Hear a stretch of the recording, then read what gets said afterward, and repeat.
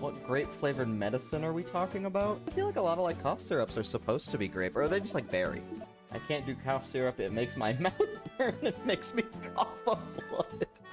That's a concerning list of symptoms from cough syrup. You might want to get checked out. I did, and the doctors all tell me to stay away from cough medicine in general. You are doomed to cough, I'm afraid. Can't do hard candy. Those will break my teeth. Are you the guy from SpongeBob with glass bones and paper skin? I don't know, I have no allergies. That's not true.